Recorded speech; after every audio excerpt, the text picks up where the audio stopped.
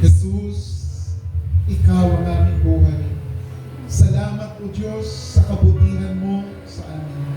Salamat sa napakadakilang pag-ibig na ipinadama mo sa amin sa krus ng Kalbaryo. Inialay mo, o Diyos, ang iyong buhay, ang iyong laman at dugo,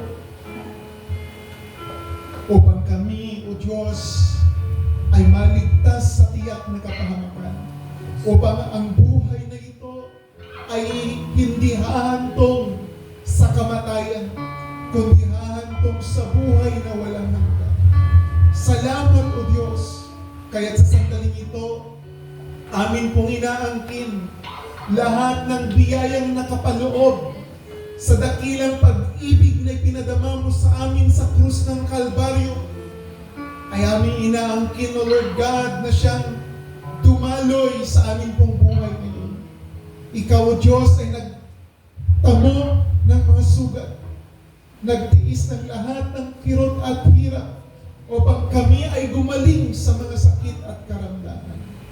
We claim right now, Lord God, miracle of healing, physically, and most of all, spiritually, Panginoon. Mga broken-heartedness, mga kabiguan, mga disappointment, mga grievances, Lord God, ay iyo po ngayong pinapawid ng napakadakilang pag-ibig na ipinadama mo sa krus ng Kalbaryo.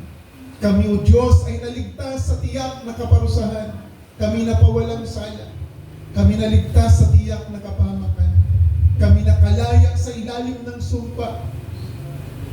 Kaya kami ngayon ay nasa ilalim ng iyong pagpapala, na iyong napakadakilang biyaya sa aming pong buhay.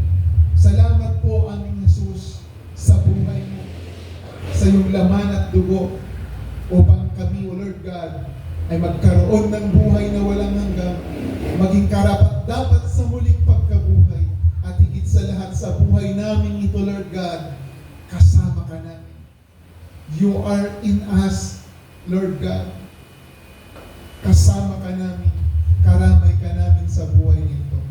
And Lord God, narito po ngayon ang mga tinataas na mga prayer requests ng iyong mga anak, gayon din ang mga pinababasbas ang mga sangkap, at ang kanilang mga alay sa iyong banal na gawain na mga finances, Lord God.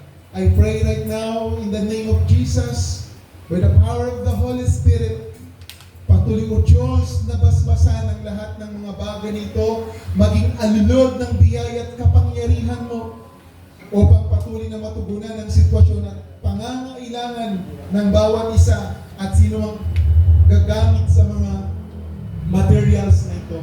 And Lord, inaangkin po namin ang mga finances na ito na iniaalay sa iyong banal na gawain ay patuloy na magamit sa pagpapalaganap ng iyong kaharian sa pamamagitan ng ministry po ito.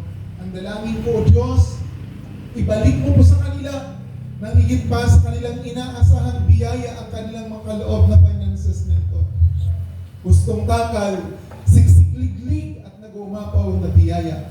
Patuloy ding pagpalain at basbasan ang kanilang mga kabuhayan, patuloy na po lamin at pasaganain ang kanilang mga ari-arian, mga Panginoon, mga negosyo po nila, mga pananim, mga bukirin, Panginoon.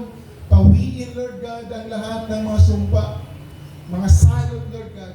Hayaan po ninyo na patuloy na sumagana ang kanilang ani, sumagana ang kanilang mga kita, Panginoon, sa kanilang mga negosyo, patuloy na mag-increase, Panginoon, patuloy na lumago. And Lord, patuloy pong basbasan ang mga anak nila at mga apo, Panginoon, patuloy na maging pagpapala ang buhay ng mga batang ito sa kanilang mga magulang, sa kanilang pamilya, Lord God, maging sa panahon ng kanilang kabataan, maging pagpapala na sila, Lord God. Hindi po sila maging sakit sa ulo, hindi sila maging problema sa pamilya, kundi maging pagpapala ang buhay ng mga bata at mga kabataan nito sa kanilang pamilya. And Lord God, we pray for their success sa kanilang mga pangarap, sa kanilang mga plano sa buhay, Panginoon. Inaangkin po namin ng mga batang ito sa iyong banal na gawain, Lord God, ay magiging successful sa mga darating na panahon ng kanila pong buhay. Salamat po Yahweh El Shaddai. Patuloy din i-bless ang bawat mga magulang na naririto. Lord, patuloy na abutin ang kanilang pong mga pangarap, ang kanilang mga plano sa buhay at sa kanilang pamilya. Lord God, maraming salamat po. Patuloy pong pagpalain ang mga manggagawa mo sa lugar na ito, ang puro group, mga workers, ang mga manunugtog, mga mang-aawit, mga dancers, Lord God. Patuloy na ikawad sa kanila ang nauukol na pagpapala ayon sa iyong pagkatawag at pagkahirang sa kanila. Patuloy din po namin idinadalangin ang iyong pong lingkod si Brother Danny, Lord God, ang bagong hirang mo na key person sa Vicariate 1, Lord God. Patuloy pong magamit ang kanyang buhay sa karangalan at kapurihan ng iyong banal na pangalan.